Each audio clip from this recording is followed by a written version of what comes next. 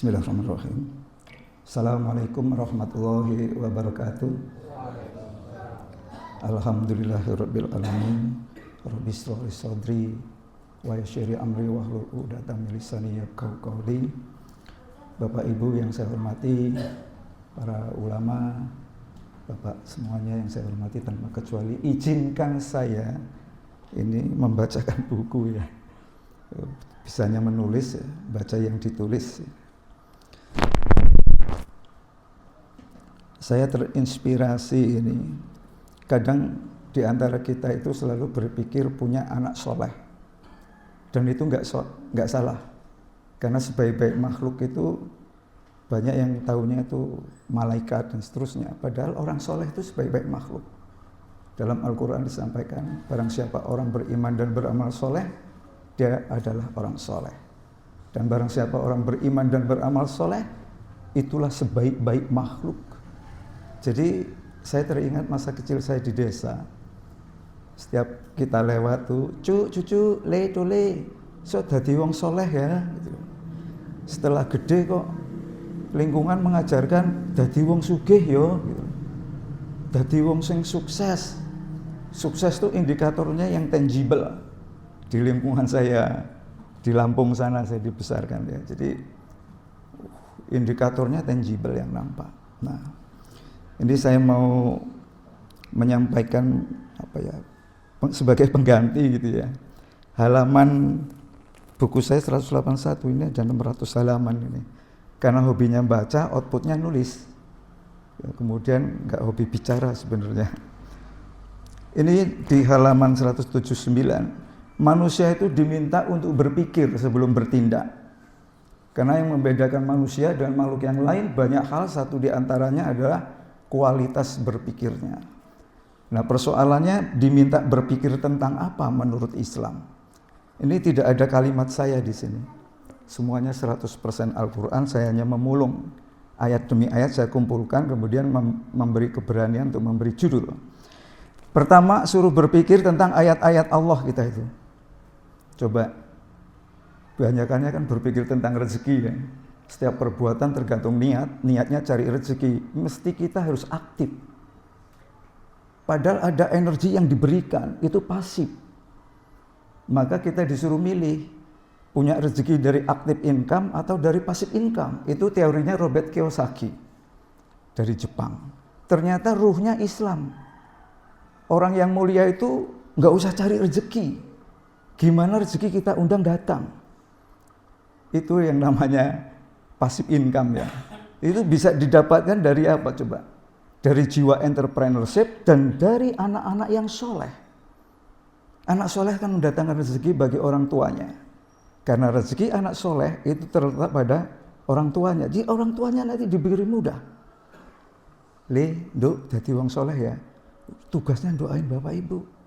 Nanti banyak rezeki yang di luar dugaan kita. Dan dampaknya ketika kita ikhtiar, kalau enggak imannya kuat, deg-degan, tapi nanti begitu rezeki didatangkan, kita baru terasa, alhamdulillah. Tapi kalau kita pakai akal, udah deh, gua mau kerja keras pasti dapat. Ketika enggak dapat, frustasi. Ketika dapat, sulit untuk bersyukur. Saya kan ikhtiar, saya kan pinter, saya kan networkingnya banyak, saya kan gigih. Baca bukunya banyak, ngamalkannya banyak. Wah, jadi dampaknya nanti jadi Fir'aun menurut saya. Jadi ini kalau mengandalkan hanya akal semata. Nah, ini kita diminta berpikir ayat Allah. Ini di Al-Baqarah 219. Kedua, kisah-kisah orang yang mendustakan ayat-ayat Allah. Al-A'raf 176. Kalau mendustakan tuh, ini enggak usah saya baca, ini karena pengantar ya. Yang ketiga, diminta untuk berpikir tentang tanda-tanda kekuasaan Allah. Bumi berputar ya pada porosnya dan seterusnya, itu orang eksak yang ahli nanti. Lalu diminta berpikir tanda-tanda kebesaran Allah. Kita dari orang tua dari mana sampai ujung-ujungnya kita kan nggak ngerti kan?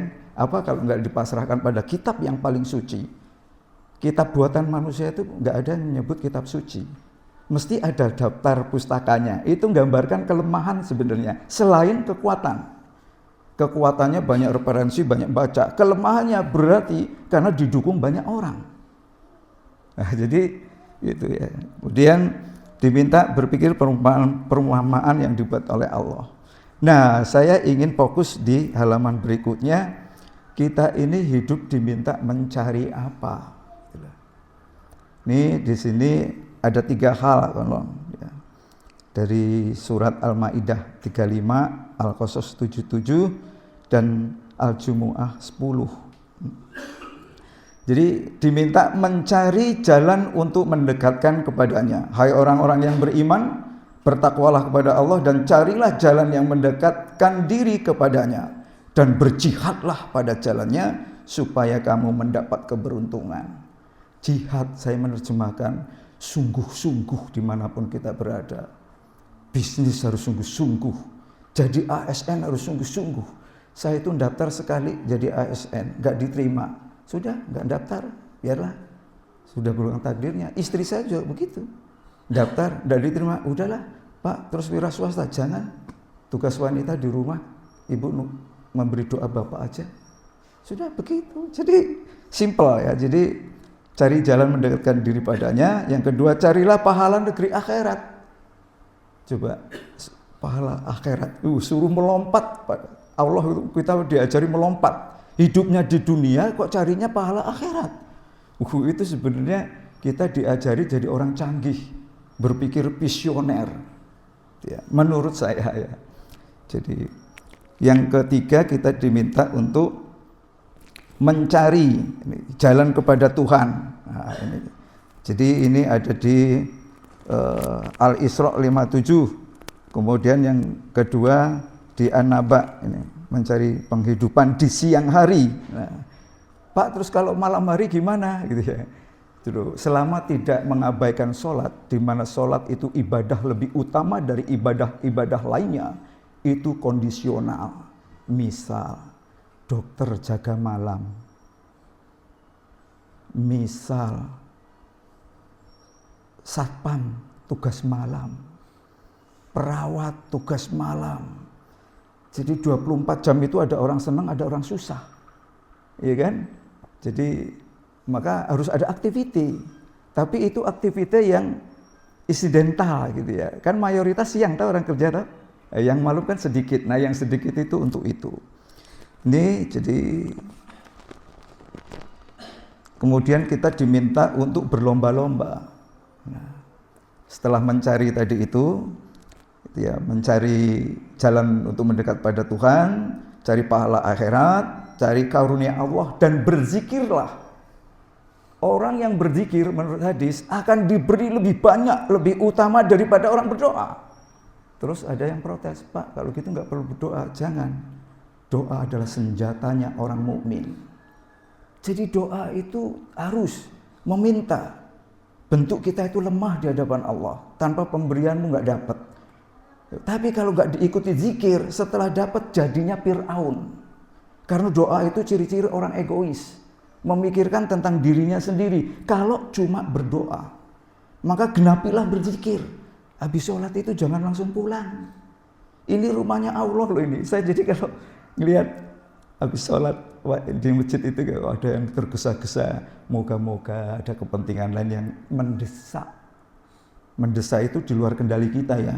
Kalau tidak di luar kendali kita berarti dia diatur oleh nafsunya.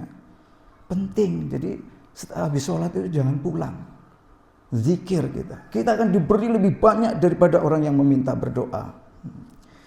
Itu Bapak Ibu, jadi cari karunia Allah dan berzikirlah itu. Kita disuruh itu. Nah, kaitannya dengan kehidupan dunia saya itu terpengaruh dengan pola pikirnya Robert Kiyosaki. Yang itu dipakai banyak orang untuk merekrut orang untuk menjadi sales. Jadi tadinya pemalu menjadi nggak malu. Tadinya keliling menawarkan dagangan dari kantor ke kantor malu menjadi tidak malu. Kita belum tentu bisa itu. Nah, Robert Kiyosaki itu mematahkan 4 peta orang. Pertama, orang jadi employee, jadi pegawai. Jadi kata Robert Kiyosaki itu, ya kita itu harus jadi pegawai dulu kalau mau sukses. Belajar dari bos kita. Kayak anak itu kan belajar dari polanya orang tuanya kan, nggak jauh beda lah. Buah itu nggak jauh dari pohonnya kan. Nah maka employ, ini saya jadi employ berapa tahun? Puncaknya jadi GM, Primagama se-Indonesia. Saat puncak mengundurkan diri, saya kagum sama istri saya. Bu, Bapak pengen mundur ya? Wah, salah apa Pak? Enggak salah, pengen metu ae. Loh terus engko kerja apa? Ya sembolah kepi pokok engko sesuk ikhtiar. Saya kelinang-kelinong, nggak bisa bahasa Inggris ke Singapura. Pakai bahasa Tarzan. Kemana-mana mau beli apa, ya oleh-olehnya cuma beli jam. Buy what? Keluar dari hotel, mau pergi kemana, ngerti artinya ya? Buy ini, what, buy what? Panggilkan taksi. Diterjemahkan nyampe itu nggak hilang. Terus mau pulang lagi, nggak hilang juga tuh. Jadi di dunia itu menurut saya lebih simpel gitu ya. Nah ini jadi employ. Jadi kita gimana caranya menghayati jadi pegawai itu berjihadlah pada semua posisi. Jadi jangan mentang-mentang jadi pegawai jaya bangkrut kayak bose. Sing penting awak dhewe terima bayaran. Ini tidak punya kepedulian. Berarti itu nanti rezeki dari kantor itu seret. Kalau sudah seret mungkin nggak perusahaan yang seret, gaji karyawannya nggak seret. Jadi tanpa sengaja kita mendoakan diri kita jelek. Bos kita itu nggak sopan, galak, merintah gini-gini. Biarkan, itu urusan dia sama Tuhannya. Urusan kita dibayar sama dia. Yang penting saya caranya soleh, halal. Gitulah. Kadang kita kan nggak dendam. Kalau dendam apa bedanya sama orang yang didendami? Bosnya jelek, anak buahnya lebih jelek. Karena bosnya sejelek-jeleknya masih ngasih duit. Anak buahnya sudah minta duit, ngerasani jeleknya. Ini kesalahan fatal kita. Jadi employ. Mari Bapak Ibu yang jadi pegawai, taatlah pada atasannya. Atasannya jelek, syukuri. Itu menggambarkan orang jelek aja bisa jadi bos kita. Masa saya yang lebih baik nggak bisa jadi bos? Pertanyaannya, kita apa nggak diridhoi Allah? Apakah kita masih banyak kekurangan? Kenapa saya nggak segera jadi bos? Banyak introspeksi saya pikir. Jadi bentuk pengendalian diri itulah yang sebelum bisa mengendalikan orang lain, rumusnya ya, kendalikan diri sendiri. Kalau enggak itu orang yang egois, jalan pintas. Ya. Ini jadi employ. Robert Kiyosaki memetakan begitu. Setelah jadi employ anak, maka jadi self-employ. Wira swasta, saya keluar dari setiap tahun mobil baru keluar. Pak terus esok karo Gusti Allah nang Singapura dolan-dolan ketemu orang. Enggak taunya punya produk bagus tes bakat. Harganya dulu 3 miliar. Saya bilang saya beli ini. Bapak punya uang, pokoknya saya beli ini. Punya uang enggak? Kamu mau jual enggak pada saya? Coba dengan bahasa Inggris terbata-bata. Ya percaya, tapi harus ada bukti bahwa produk Anda nggak akan hilang. Kita ke notaris. Saya ini kan cepat jualan, duitnya nggak saya pakai. Saya setorkan ke nomor rekening Anda. Nggak nyampe 3 bulan, 6 bulan lah paling lama. 3 miliar itu terkumpul ke mereka. Ini fakta ya, kalau kita melibatkan Allah dengan jihad kita, kesungguhan kita percaya pada Allah. Paling berat itu mengimani janji Allah. Yang kedua mengimani dengan kemampuan kita sendiri. Jadi bagaimana orang lain percaya pada kita kalau kita enggak. Nah, ini jadi menurut saya. Jadi setelah jadi employ, jadi self-employ mempekerjakan diri sendiri. Aku tak metu. Kerja apa sesuk? Yang penting aku mempekerjakan diri saya sendiri. Jadi sales yang penting halal. Nanti di situ banyak Pak. Banyak pengalaman, ketemu banyak orang. Bagaimana ada orang ganteng, orang cantik, tapi kita salami. Tapi kok malah galak. Ternyata cantik itu bukan idola saya. Ada yang cantik nyatanya galak. Aku sakit hati. Besok tak cari yang gak galak. Kalau gak cantik gimana? Lebih bagus gak cantik tapi gak galak. Tapi nek iso ya tetap sing cantik dan tidak galak. Ikhtiar terus. Ikhtiar. Apa karena nama saya Teguh ya? Jadi self-employ. Setelah self-employed bisa mempekerjakan diri sendiri, kata Robert Kiyosaki, dan saya menganut ilmu ini, saya jadi business owner, buat perusahaan. Gilirannya orang lain harus kerja pada saya. Gimana meyakinkan orang lain ini produk saya bagus. Ada sulit cari pegawai kerja di mana-mana sama saya, insya Allah. Tapi memang kalau nggak Islam enggak saya, ya gitu ya. Nanti keluarkan di orang Kristen gimana ya. Jadi kalau nggak Muslim enggak saya. Jadi itu dulu bagi saya ya. Business owner. Setelah business owner bagaimana? Investasi. Nah kalau Robert Kiyosaki investasinya dunyo. Bicaranya punya aset banyak sehingga kita nggak usah kerja. Yang kerja biarlah aset saya. Tapi saya menerjemahkan enggak. Investasi itu anak-anak yang soleh dan harta yang soleh. Kadang orang kan cuma anak soleh tok, toh. Itu enggak salah sih. Tapi kan kita disuruh mikir carilah akhiratmu, jangan lupakan duniamu loh. Kalau kita cuma cari akhirat saja, tandanya kita masih kurang syaratnya memenuhi persyaratan Allah. Jangan lupakan duniamu. Jadi saya enggak sepakat juga. Orang kok full hidupnya di dunia, kakinya di bumi, tapi mikirnya totality, itu akhirat. Melupakan, ayatnya itu lengkap ya. Carilah akhiratmu, jangan lupakan duniamu. Sehingga dunia itu memang nomor 2. Maka saya sekeluarga, begitu ada adzan, buku saya nomor 1 itu adzan. Kata pengantarnya Abdul Somad. Adzan saya langsung bergesa-gesa. Itu pun kalau nggak baca ya. Kalau baca ya. Kalau nggak baca, delete meneh. Adzan ya wis lah, santai wae. Engko nek mikir, saya kerjanya mikirnya sedang nulis buku yang ketiga. Sulit dipedot nek wis ide itu. Nah sehingga sedikit lagi adzan. Wis enggak usah mikir, santai adzan, bentar lagi adzan. Nah, ini Bapak Ibu jadi investor ya. Jadi investor itu mempekerjakan aset ya. Mempekerjakan aset. Jadi kata Robert Kiyosaki, orang kerja dapat duit itu biasa. Jangan sombong, apalagi udah kerja gak dapat duit, waduh, ya kan? Jangan putus asa, batas minimalnya. Jadi investor apa? Mempekerjakan aset. Saya itu sering ketika mau mengundurkan diri dari perusahaan saya sendiri, tentu bukan dari pemilik perusahaan ya, dari direktur. Wah, berarti gajiku sebagai direktur hilang sesuk. Terus kepiye ya? Sudah saya ngitung aset saya. Toko-toko, rumah ini. Wah, ini disewakan sudah bisa, Bu. Ibu percaya diri dengan duit ini dari ini. Percaya Pak, percaya. Ya sudah, bismillah. Ngundur dari perusahaannya sendiri.